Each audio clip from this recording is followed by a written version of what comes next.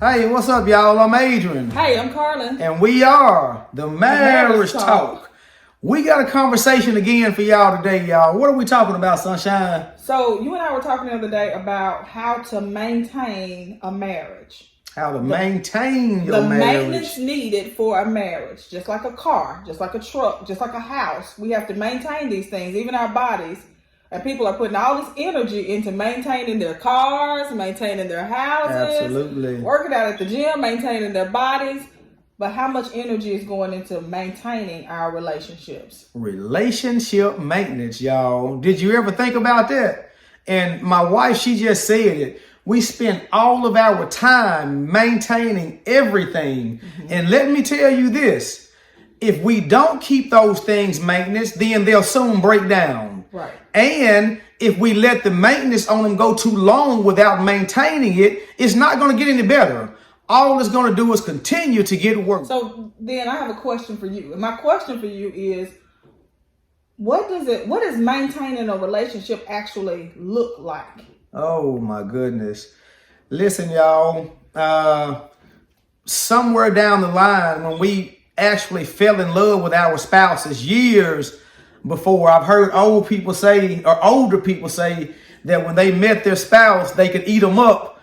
And by the time they had gotten to the relationship 10, 15, 20 years later, they wished they had them ate them up. Yeah. So we want to try to maintain that same type of love, that same type of affection, that same type of admiration and adoration that we had for our spouse when we first met them. Now, how do we do that? That's the question. How do we keep that same fire going and burning? How do we keep that going in a relationship? I think one of the things is, like you said about the car.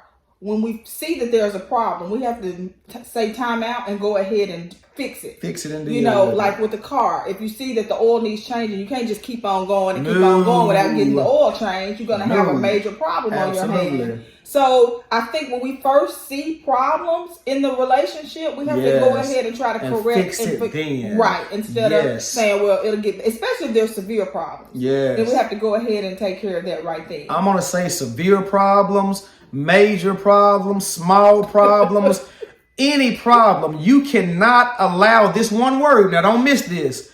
Bitterness. Yeah. You cannot allow bitterness to set up in your marriage because you held stuff in and you constantly kept looking over something because you didn't want it to be an argument, didn't want it to be an issue. Yeah. So you kept ignoring it. So now this thing is building up in you and it's causing you to have resentment towards your spouse.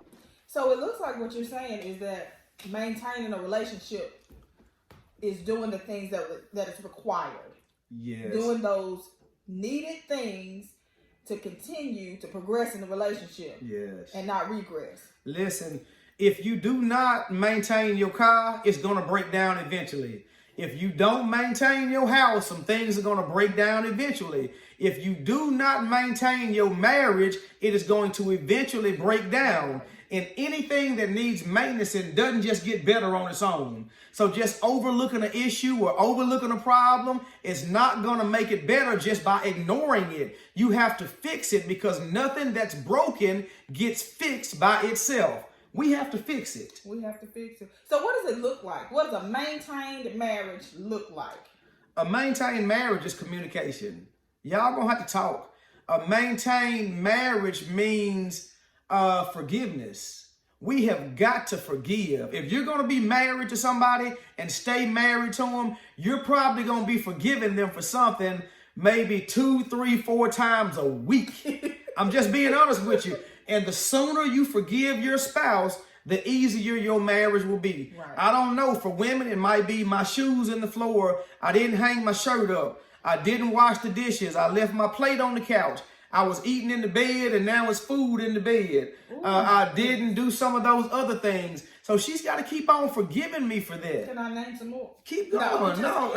I mean, that's what it is. We're constantly forgiving each other for those things because if we do not forgive each other for those things, we're going to gain bitterness. We're not going to be able to love each other. And this is where we start drifting apart. Right.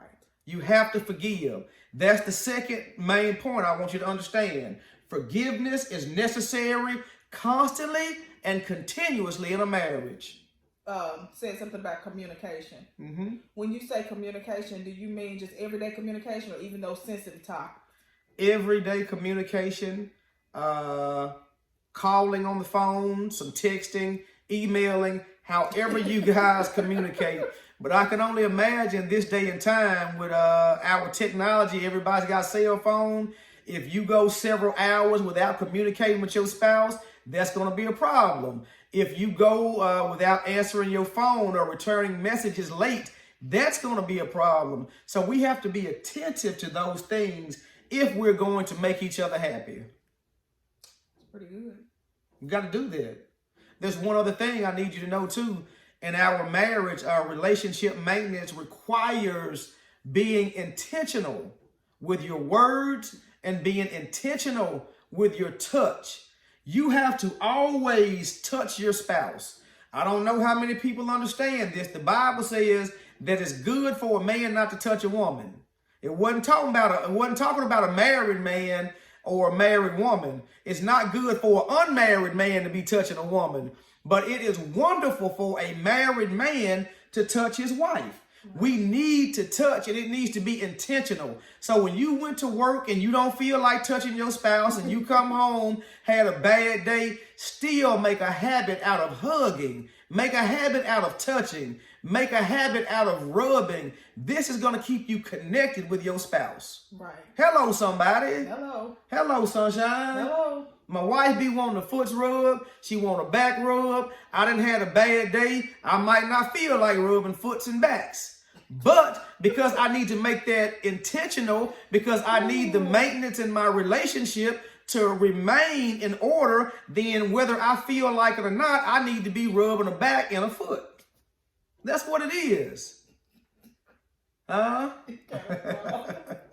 That's what it is. We have to maintain those things, So y'all. it sounds like maintaining a relationship means you have to sometimes go outside of yourself. You got to go outside of yourself and do some things that you may not feel like doing. Right. That's what it is. Right. And so we have to make up our minds to be ready to sacrifice, because a marriage, once again, is not just about you. It's also about your partner. And so we have to do some things that's making them happy, which my wife does a lot of things that she doesn't want to do at certain times, but we're giving each other that maintenance that is going to require to keep us smiling and to keep us liking.